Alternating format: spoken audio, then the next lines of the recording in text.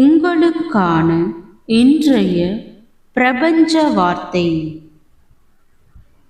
மனம் எந்த ஒரு நொடி பொழுதையும் நம்பாது.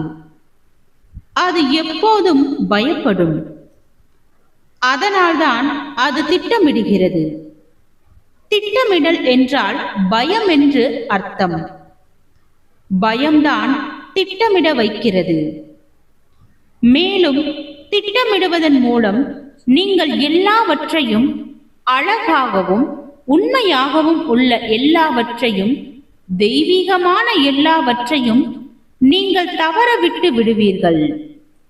திட்டம் போட்டு இதுவரை யாரும் பிரபஞ்சத்தை ஒருபோதும் அடைந்ததில்லை. யாரும் ஒருபோதும் அடையவும் முடியாது. திட்டமிடுவதை விட்டு விடுங்கள்.